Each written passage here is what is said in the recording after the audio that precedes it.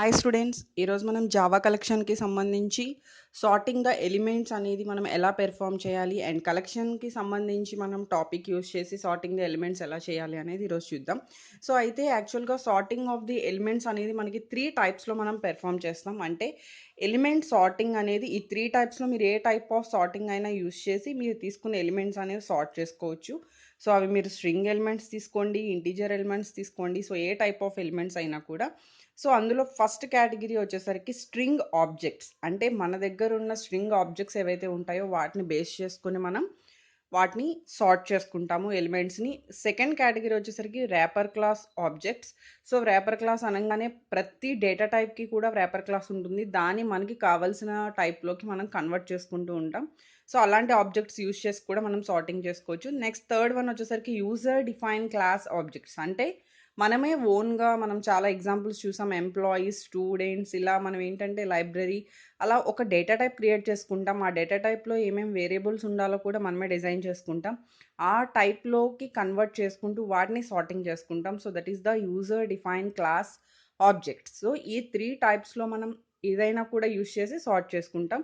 So ఇక్కడ collection class provide static methods. అంటే collection అనే క్లాస్లో కలెక్షన్ అనేది ప్రీడిఫైన్ క్లాస్, అది యూటిల్ ప్యాకేజ్ నుంచి మనం యాక్సెస్ చేస్తాము.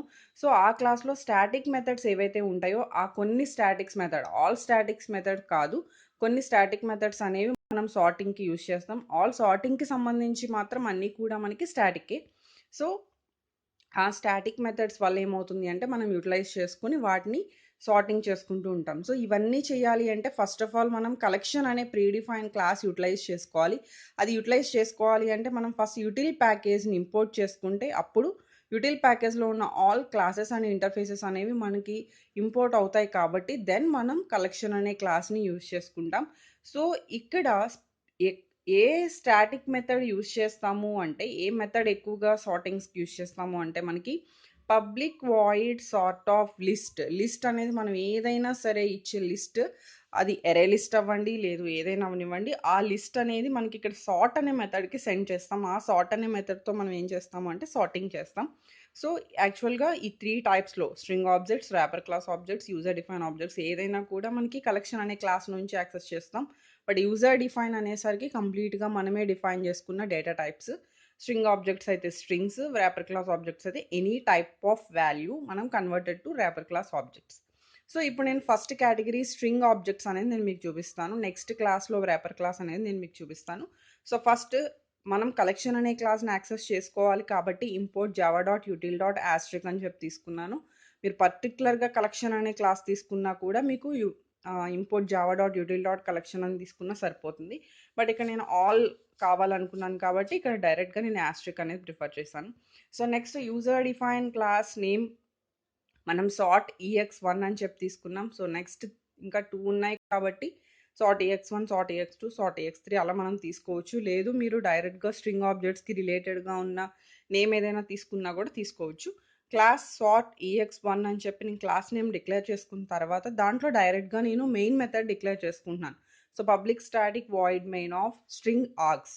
సో ఈ మెయిన్ మెథడ్లోనే మనం అరే లిస్ట్ క్రియేట్ చేసుకుంటాము. ఆ లిస్ట్ని కలెక్షన్ అనే క్లాస్ ద్వారా యాక్సెస్ చేసుకుంటాము. అందులోనే మనం సార్టింగ్ అనేది పెర్ఫామ్ చేసుకుంటాం. సో ఫస్ట్ లిస్ట్ అనేది స్టోర్ చేసుకోవాలి కాబట్టి ఇక్కడ నేను ఎరే లిస్ట్ అనేది ప్రిఫర్ చేస్తున్నాను. మనకి ఇంకా లింక్డ్ లిస్ట్ ఉంది, ఇవన్నీ కూడా ఉన్నాయి.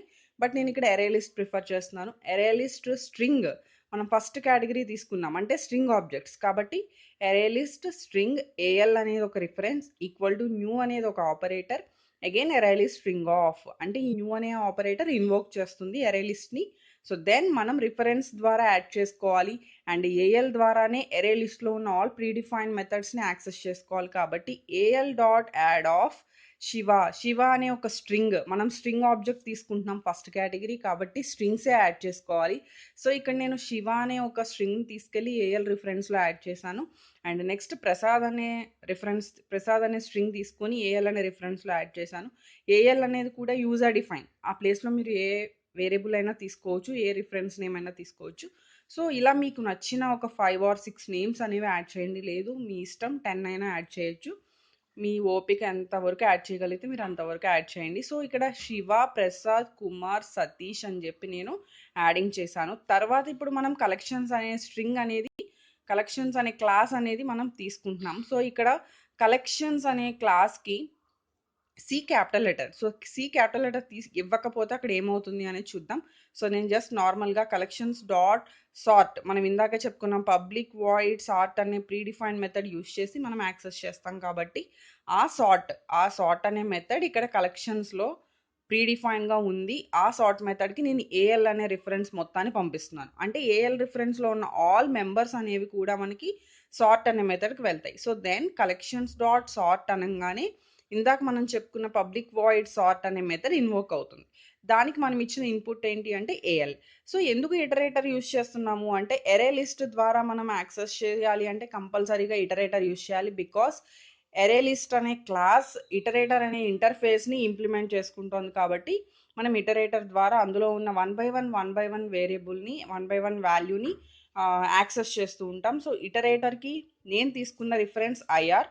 So next while of IR dot has next అనేది ఏం చేస్తుందంటే వన్ బై వన్, అంటే ఇప్పుడు నేను వన్ వాల్యూ రీడ్ చేశాను, అగైన్ సెకండ్ వాల్యూని రీడ్ చేస్తుంది. సో అంటే వన్ వాల్యూ రీడ్ చేసిన తర్వాత సెకండ్ వాల్యూని అగైన్ రీడ్ చేయడానికి హ్యాస్ నెక్స్ట్ అని చెప్పి మనం తీసుకుంటాం. So while of IR dot has next IR dot next అనేది ప్రెసెంట్ ప్రింట్ చేసిన వాల్యూతో పాటు నెక్స్ట్ మనం వాల్యూని ప్రింట్ చేసుకుంటూ ఉంటాం. సో నెక్స్ట్ ఇక్కడ మనం తీసుకున్న ఫైల్ని మనం సేవ్ చేస్తున్నాము. సో సార్ట్ టీఎక్స్ వన్ అనేది మనం తీసుకున్న క్లాస్ నేమ్ కాబట్టి సార్ట్ టీఎక్స్ వన్ అనే నేమ్తో సేవ్ చేస్తున్నాను. సో సార్ట్ టీఎక్స్1.java. దెన్ ఇప్పుడు నేను ఆ ప్రోగ్రామ్ని కంపైలేషన్ చేయాలి కాబట్టి జావాసి స్పేస్ సార్ట్ టీఎక్స్1.java అని చెప్పి కంపైల్ చేస్తున్నాను. సో మనకి ఇక్కడ ఎర్రర్స్ వచ్చినాయి చూడండి.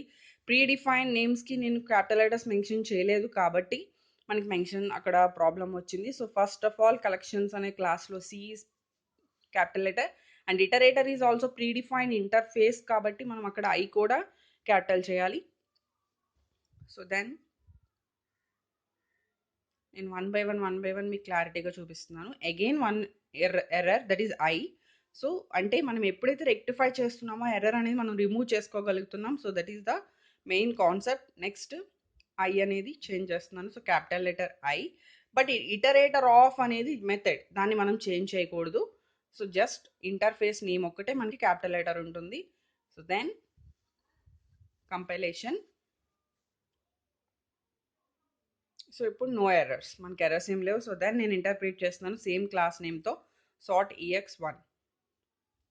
ఇప్పుడు చూడండి మనం తీసుకున్న నేమ్స్లో order alphabetical order KPSS. So ఆర్డర్లో మనకి ప్రింట్ అయింది. ఇప్పుడు ఇదే సేమ్ ఆర్డర్ మనకి ఆల్ఫాబెటికల్ ఆర్డర్లో ప్రింట్ అయింది. మీరు క్యాపిటల్ లెటర్స్ స్టార్టింగ్ లెటర్ ఒక లెటర్ క్యాపిటల్ లెటర్ ఇచ్చి, ఫర్ ఎగ్జాంపుల్ కుమార్కి K క్యాపిటల్ లెటర్ ఇచ్చి నెక్స్ట్ సతీష్కి వచ్చేసరికి S స్మాల్ లెటర్ ఇచ్చారనుకోండి, అక్కడ మళ్ళీ ఆర్డర్ అనేది మిస్ మ్యాచ్ అవుతుంది. అంటే మనకి ఆల్ఫాబెటికల్ ఆర్డర్లో అవుట్పుట్ కనిపించదు, డిఫరెంట్గా ఉంటుంది. కాబట్టి ఇస్తే ఆల్ స్మాల్ లెటర్స్ ఇవ్వండి, లేదు ఇస్తే ఆల్ క్యాపిటల్ లెటర్స్ ఇవ్వండి. నేను చెప్పేది ఏంటంటే స్టార్టింగ్ లెటర్ గురించి చెప్తున్నాను, మొత్తం స్ట్రింగ్ అంతా కాదు, ఎస్పెషల్లీ స్టార్టింగ్ లెటర్. ఇప్పుడు సింపుల్గా మనం రివర్స్ ఆర్డర్ ప్రింట్ చేద్దాం అనుకుంటున్నాం, అంటే జెడ్ నుంచి ఏకి రివర్స్ ఆల్ఫాబెటికల్ ఆర్డర్ ప్రింట్ చేద్దాం అంటే same program collections dot sort of AL అన్నాం కదా, అక్కడ AL comma collections dot reverse order అని చెప్పిస్తాము.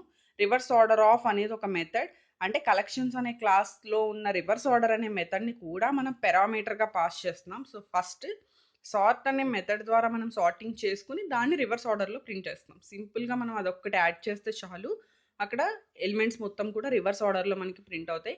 బట్ మీరు చేంజ్ చేశారు కాబట్టి అగైన్ కంపైలేషన్ చేయాలి. కంపైలేషన్ చేయకపోతే ప్రీవియస్గా ఉన్న కోడింగ్ యొక్క అవుట్పుటే మనకి కనిపిస్తుంది. సో అగైన్ నేను కంపైలేషన్ చేశాను, దెన్ రివర్స్ ప్రింట్ చేశాను శివ, సతీష్, ప్రసాద్, కుమార్. సో ఎలిమెంట్స్ అన్నీ కూడా మనకి రివర్స్లో ప్రింట్ అయినాయి. సో ఇది యాక్చువల్గా మనకి కలెక్షన్స్లో ఫస్ట్ మెథడ్లో ఎలిమెంట్స్ని సార్ట్ చేసుకోవడం. సో మీరు కూడా డిఫరెంట్ టైప్స్ ఆఫ్ స్ట్రింగ్స్తో ప్రాక్టీస్ చేయండి. ఇక్కడ ఏమైనా డౌట్స్ ఉంటే కనుక కామెంట్ చేయండి. Thank you.